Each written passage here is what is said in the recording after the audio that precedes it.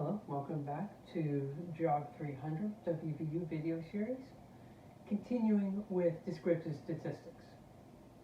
The previous video showed measures of central tendency, which, to be honest, you've probably seen before.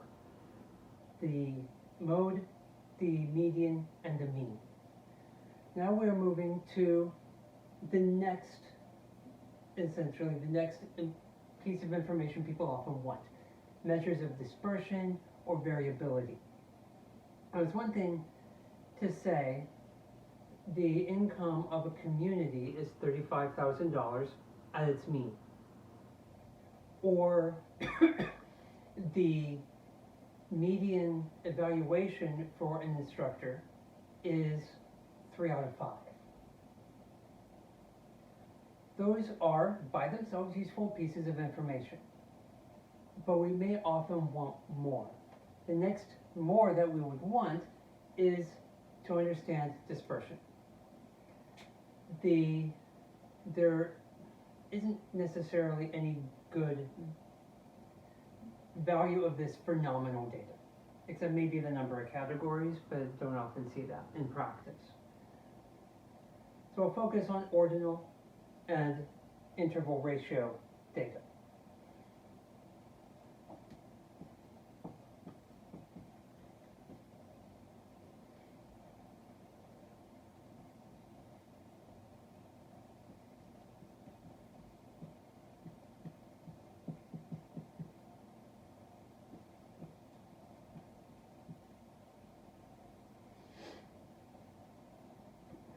The measure of variability or dispersion that goes along with ordinal data, and again, it can be used for interval and ratio data as well, just like the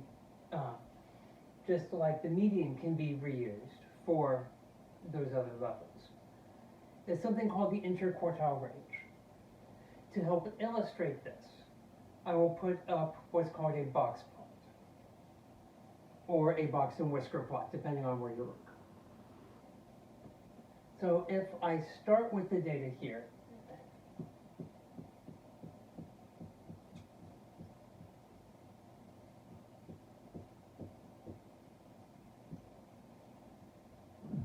so here's the data, just on highest value at the top, lowest value at the bottom. For the sake of argument, we can say this is income data. So the first step would be to draw a line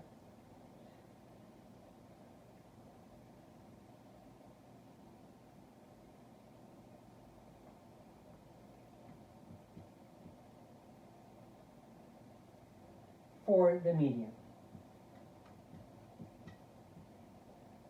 12 dots above, 12 dots below. So half of the values are above this line, half are below this line. We have our median. The quartiles would be to take what's at the top half.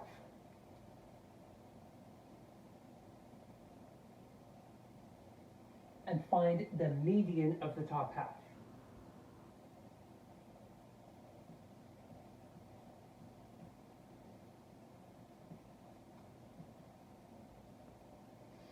And to do this, and that median of the top half is the third quartile. Now we do the same for the lower half.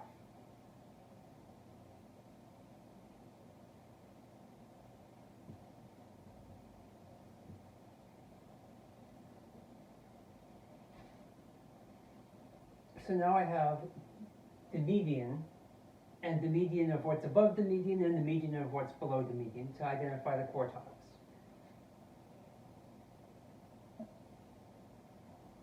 And a box plot back then gets turned into a box. And the height of this box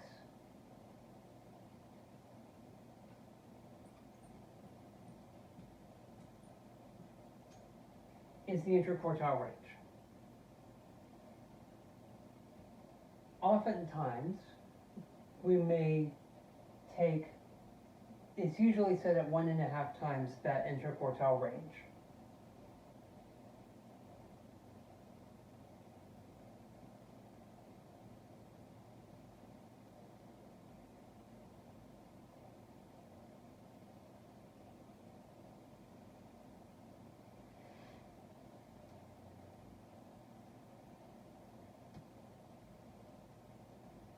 And we then extend this out either to the max and the min, or at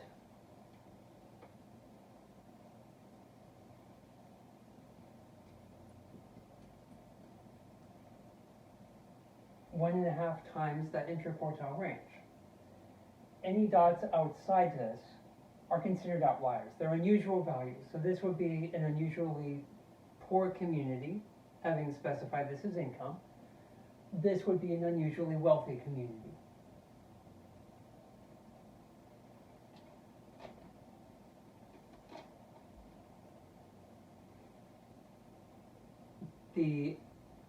This is what we can use for ordinal data. I've illustrated it here with continuous data. As I said, it can be ordinal.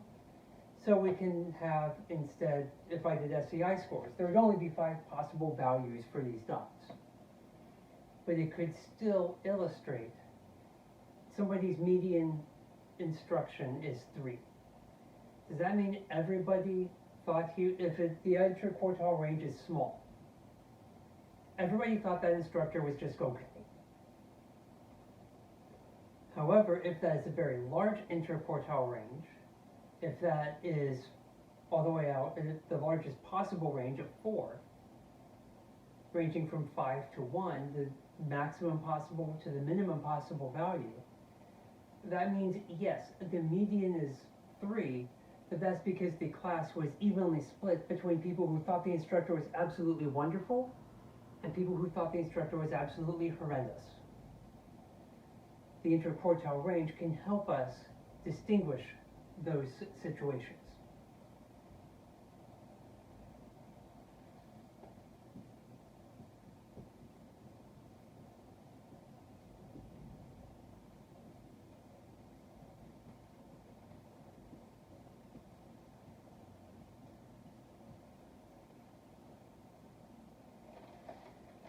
The other measurement that we use that is typically for interval and ratio data is the standard deviation. We'll look at how this gets used in distributions in the next video. But it's not mathematically exactly like this, but it's approximately, and you can kind of think of it this way.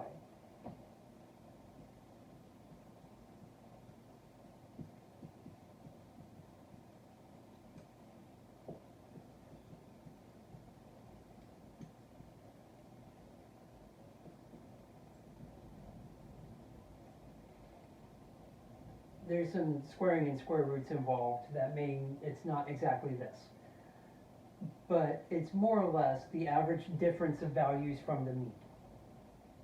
So if that value is large, then there's more dispersion, more variation, more deviation from the mean. If it's a small one, then it is all the values are clustered pretty close to the mean. So there is one particular measurement that builds from the mean and the standard deviation, which I'll cover here, called the coefficient of variation.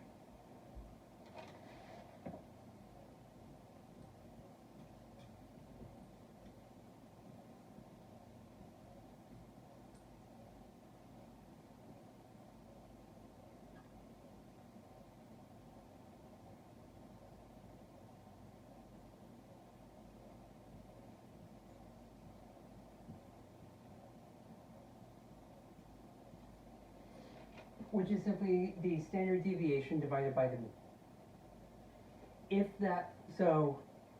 where this comes is if I tell you the standard deviation of the price of some product is $5. By itself, you don't know, is that a big deal or not such a big deal?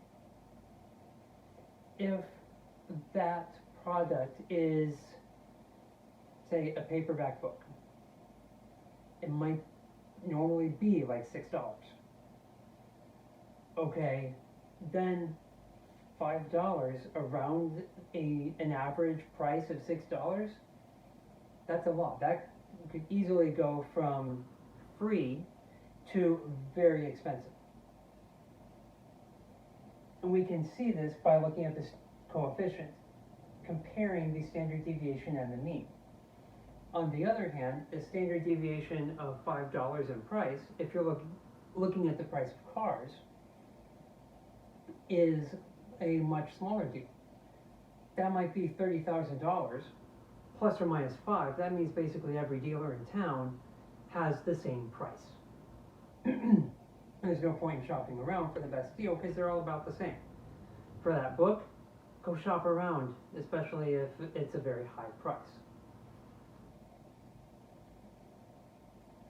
So those are measures of dispersion or variation, the interquartile range as visualized through this box plot, the standard deviation, and the coefficient of variation, looking at an explicit comparison of the standard deviation against the mean.